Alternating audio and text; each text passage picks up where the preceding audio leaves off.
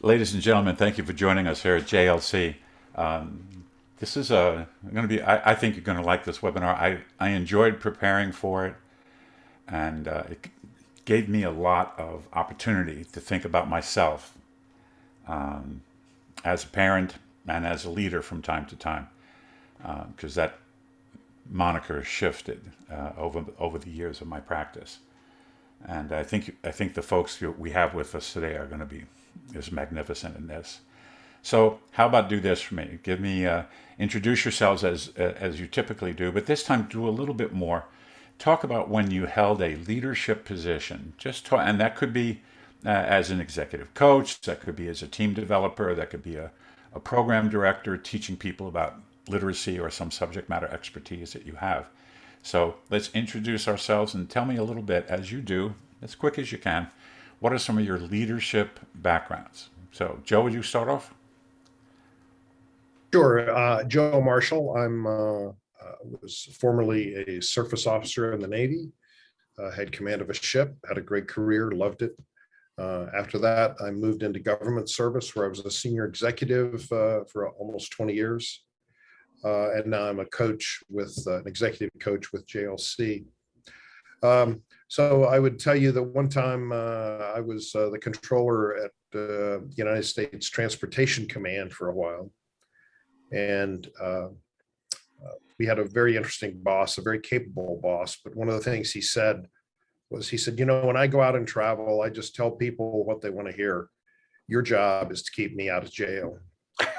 Um, so we got very practiced at saying, let me tell you what the 4-star meant to say, uh, without getting people all in an uproar. And I'm in. So welcome, welcome, welcome. Thank you. Julie, tell us about your background. I'm Julie B. Wise. I have my PhD in education, specifically literacy, and I was the president of the Keystone State Literacy Association.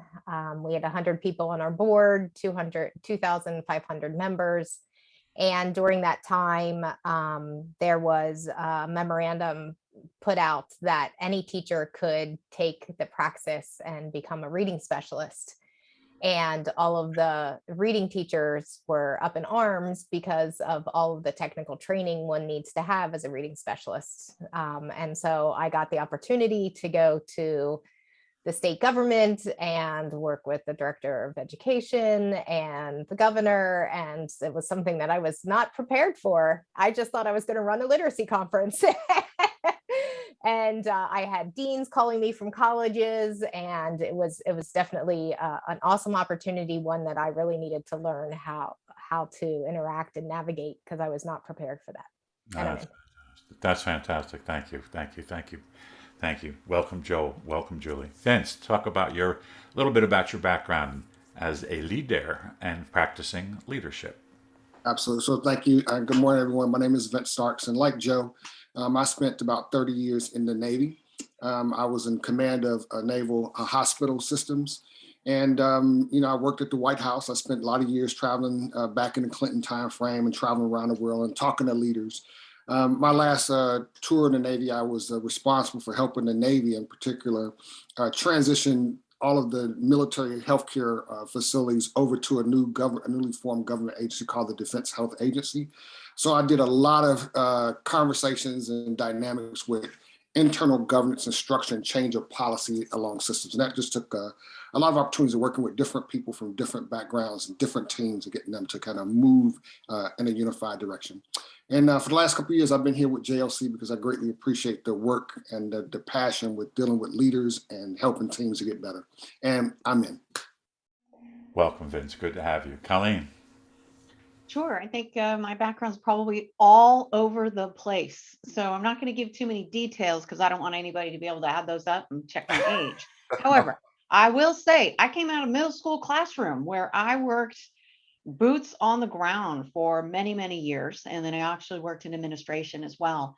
And then, of course, I was dropped on my head several times as a small child, and I pivoted over to the world of an entrepreneur, started my own business. Then I worked for another individual and I doubled their bottom line in 2 years. So I was traveling all around the world, a lot of different places as the COO of an organization. Had the great opportunity to join Ray and JLC about, I keep saying 12, 13, 14 years. Who's counting?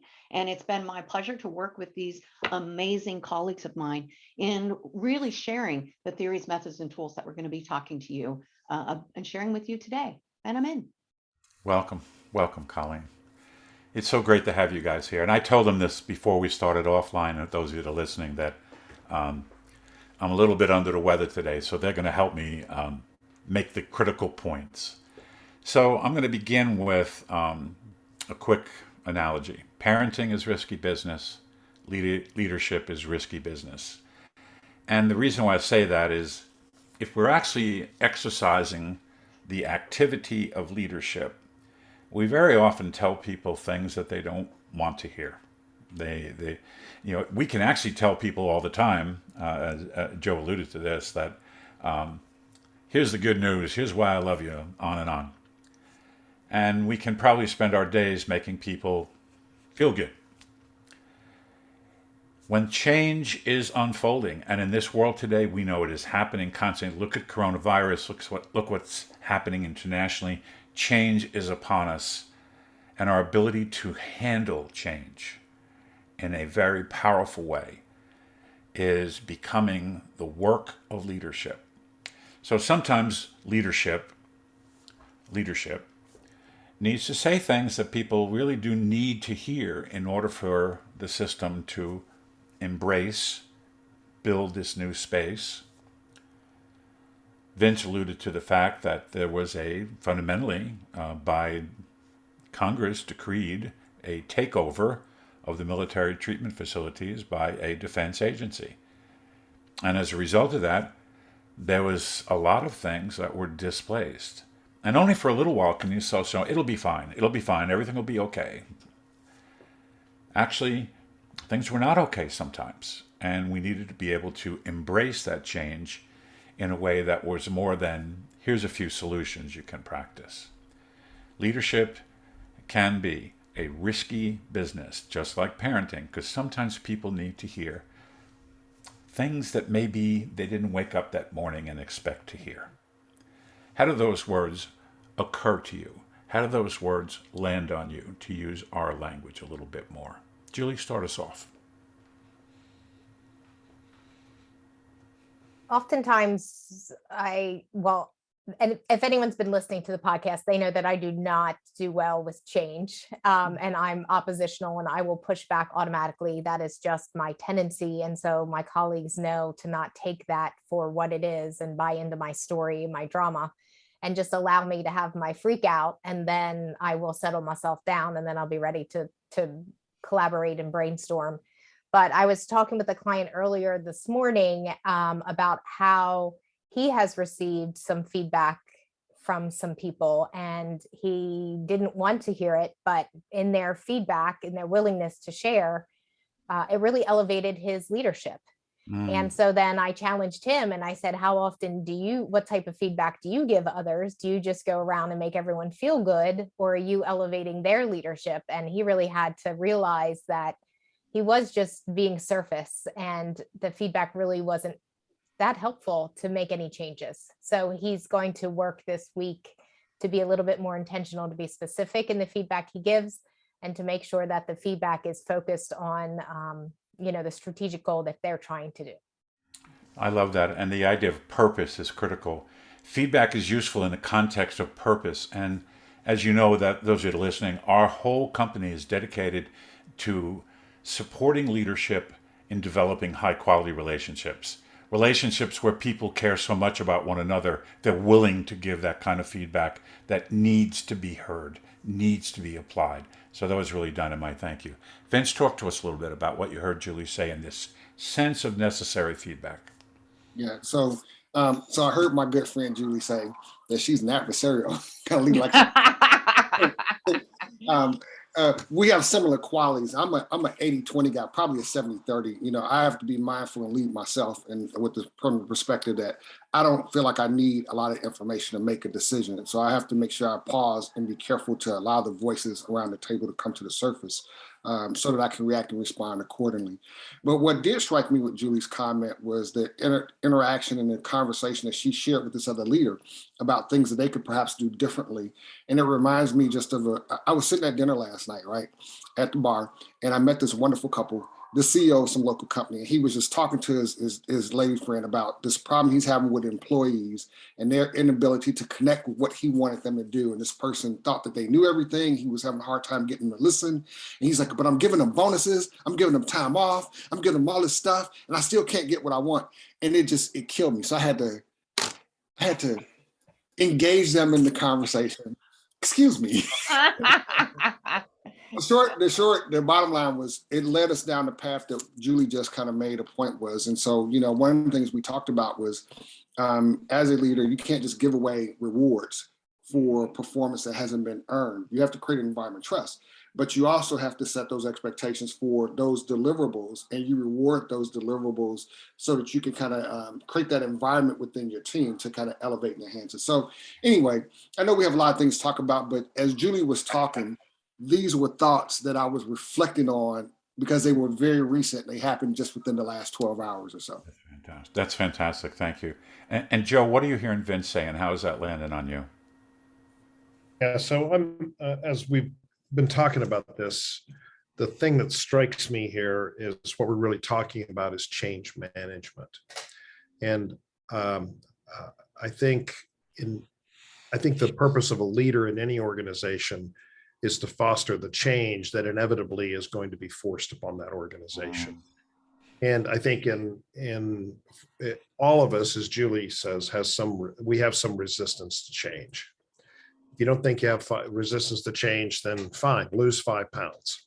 So we're all pushing back in some way, whether we believe it, understand it, or not. But I think this is an important thing for the leader to do, is to set the tone in the organization about how change is going to be welcomed, and how change is going to be accepted, and how change is going to be worked and responded to, not ignoring the very human element. But I think in mature organizations, I think that many times that have a headquarters functionality, the purpose of that headquarters functionality is many times described as policy.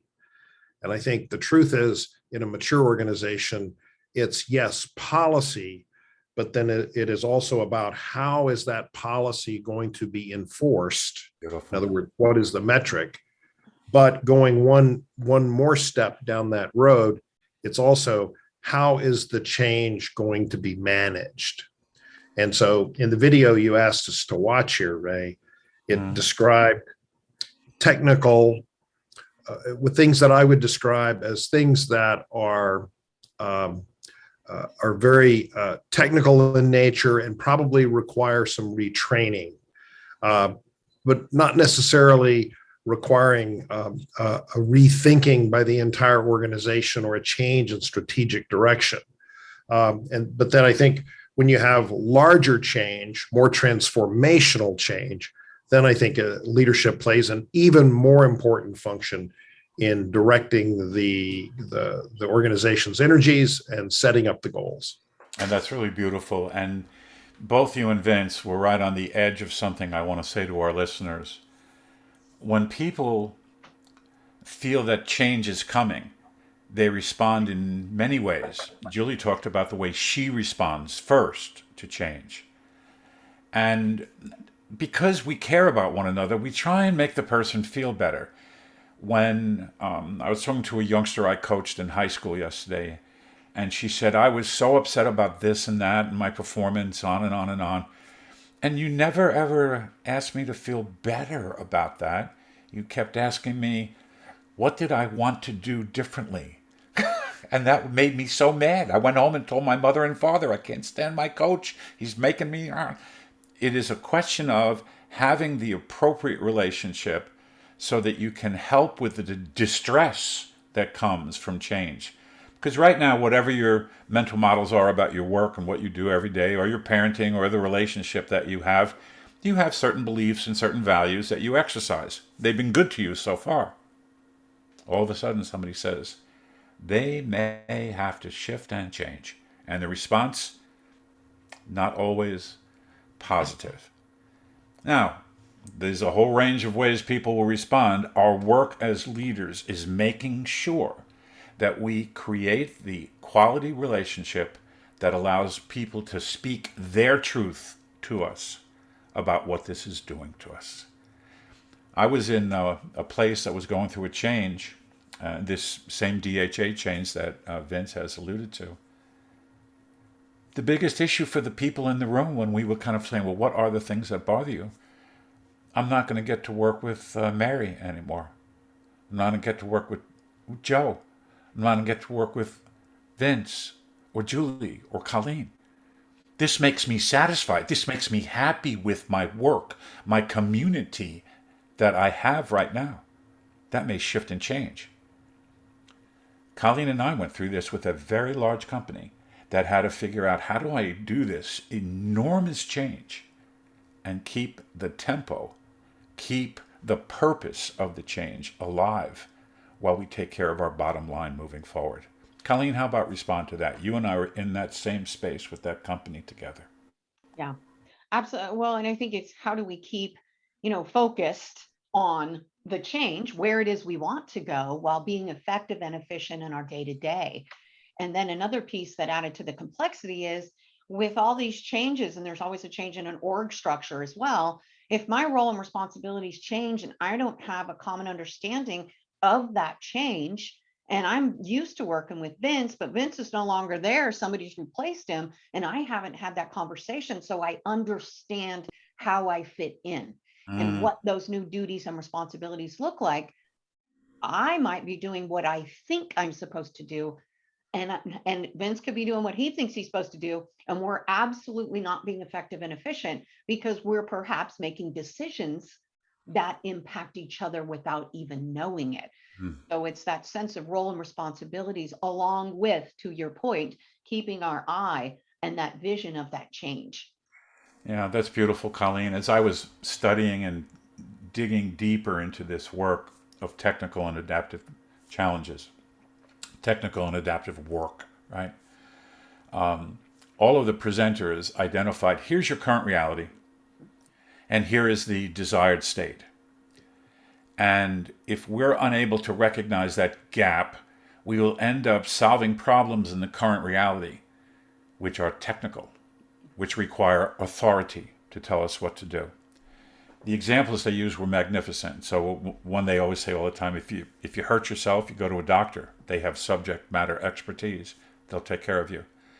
If you need your car fixed or if you need plumbing tape, there are people that have expertise and can exercise authority to tell you what to do.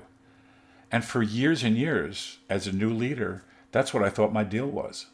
I'm the authority figure. I'll be happy to tell you what to do. My role felt like, to the people I was leading, he's the parent, I'm the child, not going to ask any questions, just going to do what he told us to do. All of a sudden, it turns out that there were enormous challenges that were unfolding that we couldn't deal with very well. One, all of a sudden, we had kids that didn't speak English. And nobody in the house could speak the languages of the kids that were coming through the door. Wow. That's not a technical problem. I can't teach somebody all these other languages overnight. We had to adapt. And it felt challenging and felt hard. And the exercise of leadership was to absolutely, and this is one of the first things they asked us to do, was get up on the balcony and look down. Well, I did. And what I saw when I looked down was myself. Like, what are you doing, Ray, to help with this adaptive challenge? Because I cannot find anybody with authority, including me, to exercise my subject matter expertise to fix this adaptive challenge. All of a sudden, I needed to do something else. I had to make sure that we could clearly identify the challenge and then pull people together to talk about it. At the same time, there were many of the educators that I had the privilege of working with who were going like, I don't want to deal with this. Maybe I should just transfer someplace where everybody speaks the same thing, which probably over time in that particular state changed. There was really nowhere else to go. Anyhow, notice what I just did. 3 of the key components. Get up on the balcony, look down. One of the things to look down and watch yourself in action, and then watch all the other people grappling and struggling with this change. This is so important. And Vince, I'm going to go right to you on this because I think what you have done multiple times that I've seen you do this is you've asked people to step up and look at this through a different lens. In my mind, that's the same as get up on the balcony, look down, watch the interactions that are going on, and what can we do to support those interactions? Please, brother, what are you thinking? Yeah, so Ray, you're right on point. As you were talking, man, my little head, I was doing backflips in my mind. I had a boss once that taught me that lesson years ago, and he talked about a different frame. The frame he used was give yourself some discernible decision space. As a leader, if you, like you just cited in your example, man, if you're just so involved in solving the problem and leading your people to kind of give them the solution, then you're contributing and it feels good because you feel like you're doing something, but you're missing the bigger picture. Your job as a leader is not to get down there and to do it. It's to really stand back and look across the horizon so that you can see everything that's going on. That allows you to see where some of the problems and the challenges are and where you may need to realign resources to help your leaders, right? And it also helps create a common presence, man. People in the midst of chaos are stressed out, and they get to look up at the leader and see that you're calm because you can see the forest for the trees. And so I think that's probably one of the most important things you can do as a leader is to really get up on the balcony, step back and look across the horizon, give yourself some discernible decision space so that you're not too close and you can see what's going on. You can help your team. That's what I love that. Oh, Vince, that was so good. I'm going to pivot to Joe here.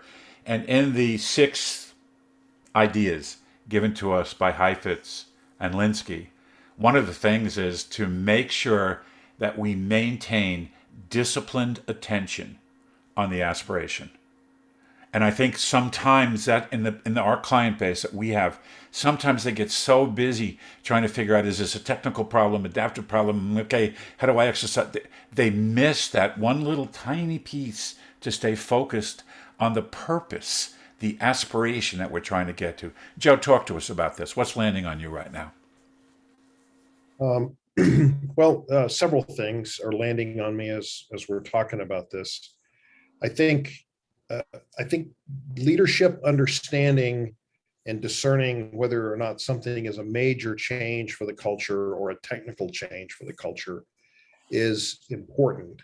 It also suggests that leaders have a technical insight or ability that they frequently do not have. Well said. So I think it requires that leadership goes to the point, again, of in the mode of learning and accepting, goes to the point of execution, if you will, for whatever the issue, concern, change is, to learn more about the context and how the work is actually being performed, so that you are able to make a decision from a position of strength and knowledge as opposed to just blindness and ignorance. There was an article, I think it was in Harvard Business Review, not a couple of years ago, that suggested that, part of our problem is that our leadership does not really understand the workflow, because the workflow is tied to IT systems. The people who initiate the IT systems and set them up build in rules and procedures for how we're going to do our business, and then they go to other jobs or get promoted. And then within a very short rotation cycle for whatever that is in your industry, could be less than a year or could be a couple of years, you have wandered away from any institutional knowledge about how the work is actually being performed. And instead you're calling IT going, why does this thing do that? Well, because that's how you set it up. Well, I didn't set it up like that. Well, actually you did. Kinds of conversations. Does that help? It helps tremendously because sometimes we don't realize the necessary practical knowledge that must be transferred to a new person or somebody entering the space that's going to deal with this, whatever the technological piece is. And we miss that opportunity in the onboarding process. This is a very human thing. Can somebody actually sit down and say, so Joe, I don't know how to do this? If the space is safe enough and that person can come to somebody like Joe and say, I don't know how to do this, Joe has some options. He may have the subject matter expertise to help, but if he doesn't, he knows where the resource is. Now that's different than people coming to him and saying, I don't like my work anymore. This is driving me crazy. It's not what I signed up for. All of a sudden, those are responses to adaptive challenges. And we got to be able to see that distinction as leaders. Leadership is a risky business because sometimes we have to say and do things that people aren't so happy with.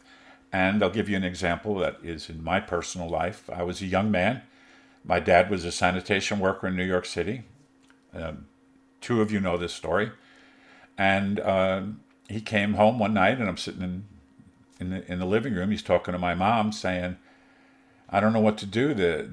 We're picking up cans, and they're throwing rocks and debris at us as we're picking up cans." And they continued to do this every day that they went, and this had never happened before. They were providing a service. People are throwing things at them. Well, that's a work-related challenge, right? So when that got up to leadership decided what they could do is give them better helmets, give them some better materials to wear so they wouldn't be injured if they were struck by a rock. Now, eventually, a year or so later, they did shoot at the gang a little bit, so not so sure what would have protected them then. But notice the response was, oh, people are throwing rocks at you. That's a technical problem, so I'm going to do a technical solution. It was not a technical problem. It was an adaptive challenge. It was an adaptive challenge because the community they were serving did not see them as an asset. Colleen, what are you thinking, and how's that landed on you? What I'm thinking is sometimes getting those confused creates a fix that fails. Because I'm thinking about if I'm the sanitation worker like your dad, and I'm out there just trying to do my job, and the higher ups go, here you go, here's a new helmet, and maybe some shin guards, I'm going to be going, well, is that really going to work? Right. And so how can we pause to really open up our aperture, as you mentioned, get on the balcony and look down? And to Vince's point, really identify people who can give us more pieces of information, because what you're seeing, what you're thinking might not be the entire picture. So how can we identify that challenge as best as we possibly can, and then really create a solution that is going to produce the desired result, and not just necessarily a quick fix that may or may not, right, produce the desired result. Well, you just beautifully laid that out, Colleen. And so sometimes if the fire is burning, put the fire out. We get that. It makes sense. Put the fire out. It's burning. Do it. If it keeps coming up again and again and again, then whatever method we use to put the fire out becomes a fix that fails, because there is a systemic problem here that needs to be addressed. What I think, and I love the four of you, ladies and gentlemen that are listening, they know the difference between a technical problem and an adaptive challenge. And we just laid one on the table. And I think we all can see them right now. All can see them. If my kid breaks an arm or a leg or something, go to the doctor, right? If the kid is now having trouble with relationships among classmates in middle school or high school and can't figure out what to do, well, I don't know who the subject matter expert is on that other than you and that kid accepting and embracing this is an adaptive challenge. I'm not so sure the kid needs to know that. We do need to know that so that we can figure what is the way forward. And the greater the quality of the relationship, the more open the human being will be to say, this is truly what's on my heart. This is what's bothering me. So I love this quote that came out of Linsky. And I've heard other people say it now too, so I think it was Linsky, but I'm not positive, where he said that technical problems are solved in the head. Adaptive challenges are solved in the heart and in the gut. That's where we need to find out what is going on. Julie, what are you thinking right now? I'm thinking about collective team thinking.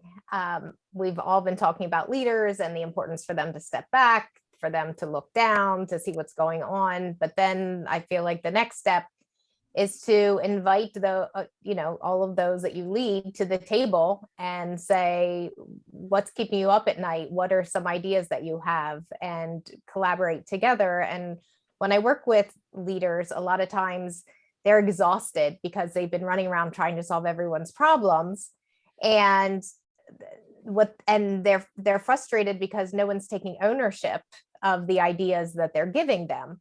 And so I said, well, what's their idea?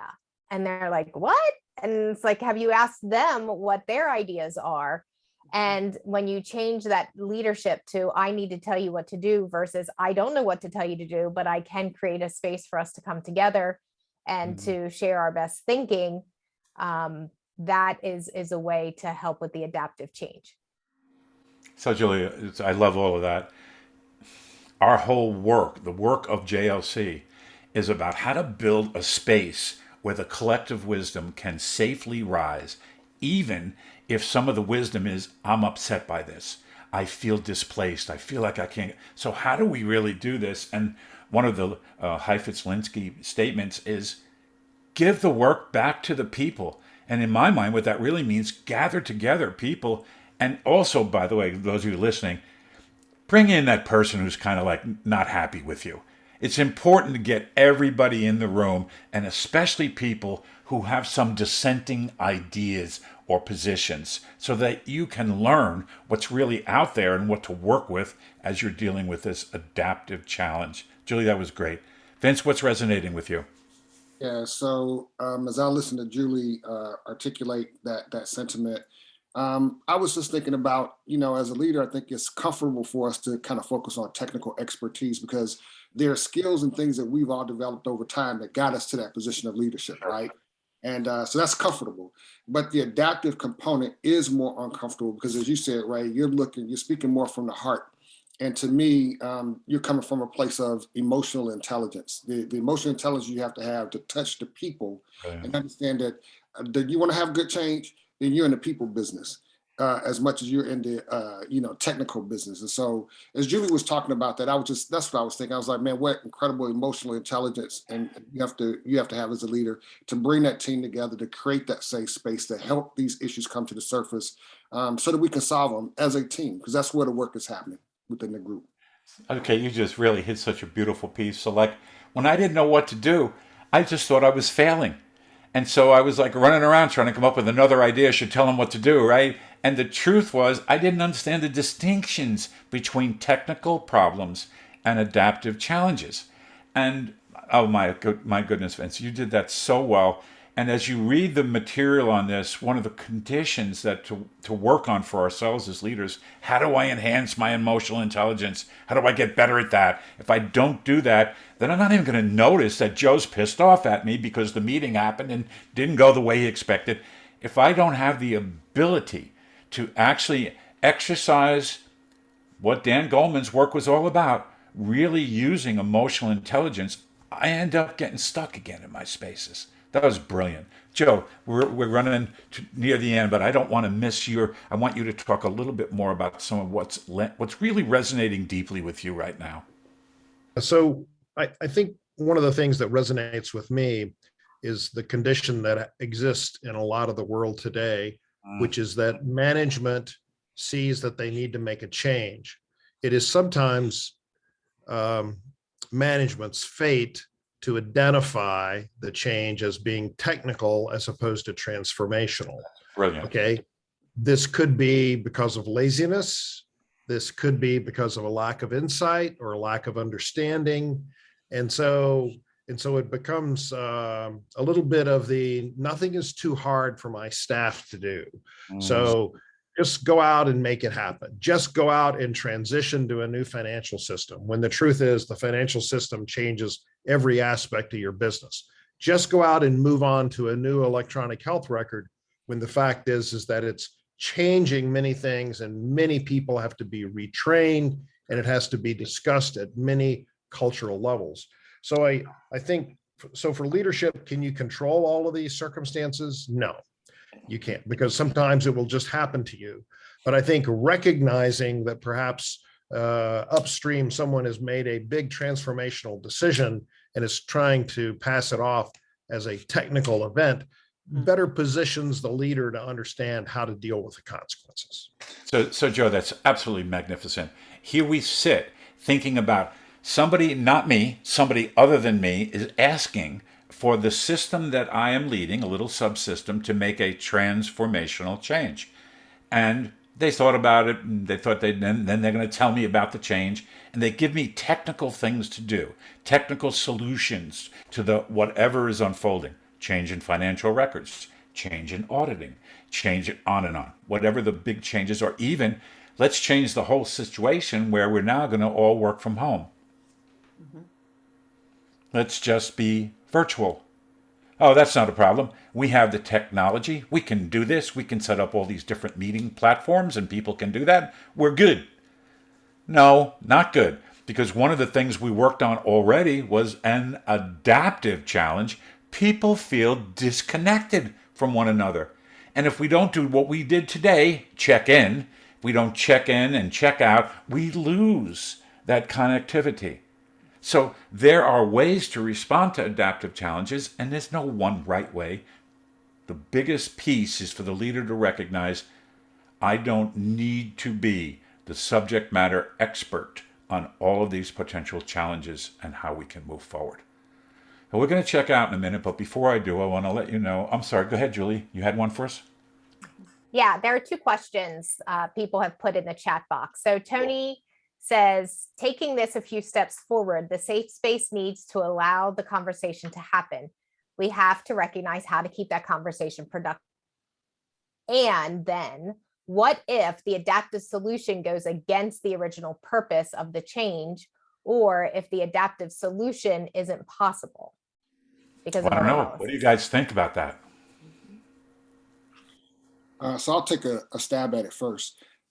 So Tony, that's a great question. I think in my perspective, a part of the adaptive leadership components is being flexible and every now and then having the ability to reevaluate why you started that adaptive change and what has shifted in the environment that perhaps what you were working on or thought was the solution, maybe it isn't the solution anymore. And the key to that adaptive change is to be able to sit down and reevaluate that with your team to see if we put some energy going left, but you know what, this is not where we are today. We need to reshuffle the deck and go to the right.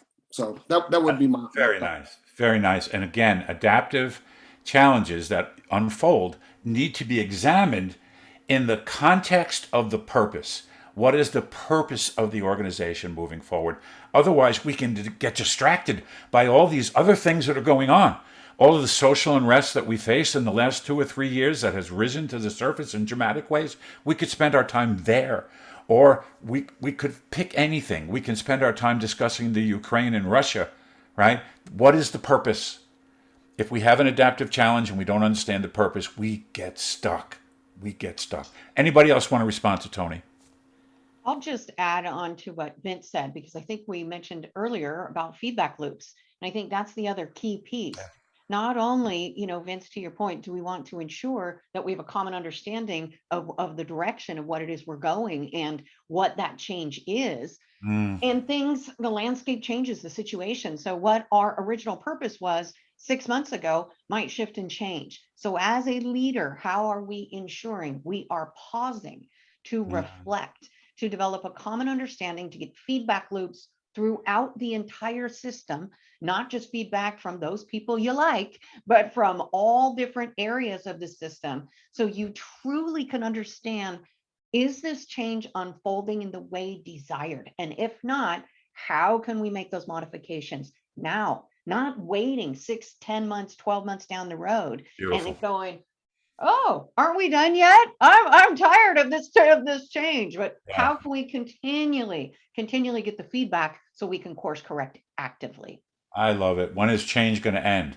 Well, sorry, gang, it's not. When will the adaptive structures end? Sorry, they won't.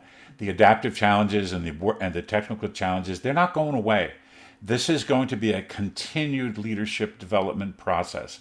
And I love the way you did that. If I can't figure out how to protect the voice of leadership and make sure that we stay focused on the end state, we're going to get lost. We'll be out here solving problems, and sometimes they're technical, sometimes they're adaptive challenges, and we just get stuck and we'll get lost unless we keep that picture of success clear. Did you have one more, Julie? I do. So Lily asked us two questions. She says, how does one deal with changing the mindset of we've always done it that way? Oh, yeah. And then she also wonders, is there such a thing as change fatigue? Who'd like to take that one? So I can answer the first one. Sure. How do we deal with changing the mindset? We've always done it this way. One of the things I do when I'm working with leaders and helping them with change is to not present the idea as this is the way it's going to be, rather use it as an experiment. So this is what I've been seeing, and this is where I'd like us to be. And so I'm wondering if maybe over the next week or two or the next month, I'd like everyone to try it differently. Yes, I know this isn't the way that we've always done it, but the way we've always done it is not getting us where we want to be now. We want to be somewhere different. And just like when you're driving, you have to turn. Just like when you're in an airplane, you have to adjust to the wind. You know, an airplane is off task 85% of the time because of the winds and the temperatures and everything. They constantly are like, am I on course? Nope, I got to adjust. Am I on course? Nope, I got to adjust. And it's the same thing for us. So that's what I would suggest. Stay there for a second, because you are so correct. I think I told my colleagues this. One of the greatest leadership workshops I went to was called Flight Plan, where they made believe we were pilots and we had to make a flight plan from this city to that city. Well, we all did. And then as we started to explain our plan, the facilitator would stop and say, oh, sorry, here's what happened. You now have a crosswind 20 knots. What are you going to do about that? Oops, sorry. You have a headwind of 30 knots. You're going to have enough fuel to get there? And all of a sudden, those little corrections that we were, and I love that you said experiment. Sometimes in responding to an adaptive challenge, it is an experiment, and it truly is an experiment. And we're going to try something that we think will work. We need feedback to know whether it works or not. If the relationships aren't right and the space isn't safe, my God, the feedback will be stilted. I don't want to tell Vince this. I want to tell Joe that. He'll get mad at me. We're in a lose-lose environment when that occurs. That was just really good stuff. Julie, what was the second question before we run out of time here? Is there such a thing as change fatigue? I love that one. How about you? One of you guys take that one. Change fatigue. Is there? Well, I think the overall idea of change can be fatiguing. But I think many times when faced with change, fatigue comes from not doing enough. Instead, being inwardly focused on the struggles and the changes going on here. And I would think, and to some degree, maybe this links back to the conversation we just had. But I think leadership has an obligation, has a purpose to bend the rules. Because I think, in the management space, there's laws, right? So you're not going to be clipping the laws, or if you are, you're going to pay a big penalty on that. But then out of that comes regulations and other rules. And again, just like I talked about a few minutes ago on IT systems, I think we set up the rules, but we really forget why we did that. Yeah. So I think many times leadership winds up in the position of having to make a decision because it comes to them because, hey, this doesn't fit our rule case. I think you really have to analyze, okay, what is going on here?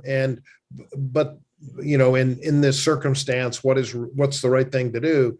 But I think from a leadership perspective, you also have to ask yourself, is this rule still working the way we intended? Are we still getting the results and the outputs? That's magnificent. The ability to pay attention to where you're trying to go, make those course corrections in the context of experiment, try this. And sometimes you will bump up against the end. I mean, Tom Peters used to call that skunk works, was right on the edge of what was legal and illegal in the system and the not. Skunk works. Get you to a new space. hang it. So that ability, and the fatigue part for me as a leader was, I used to just take, I have an overactive responsibility gene. So I took responsibility for everything. That used to wear me out, especially when I saw change coming, etc. We're going to do a checkout in a second, but before I do, I want to tell you all that are listening, we're going to do 6 podcasts on the 6 pieces of what's necessary to delineate the work for a technical versus adaptive challenge. We're going to do 6 podcasts. I'm going to name the titles of the podcasts. I've alluded to them slightly, so have my colleagues. The first one that we're going to talk about is, how do you get on the balcony? What are the methods by which I can get up on that balcony and look out there? How do I make sure I identify the adaptive challenge in the context of the purpose of the system? Not just the challenge itself, or we'll get mired down in the challenge and we won't actually do it contextually. Where's the system going? What's the purpose of the team? What's the purpose of the organization? People are going to be upset. Change makes people distressed. Different levels, different people, they respond differently. We need to be able to help people with that. At some level, I heard one of the people I was studying with the last couple of days say it's almost like being a grief counselor.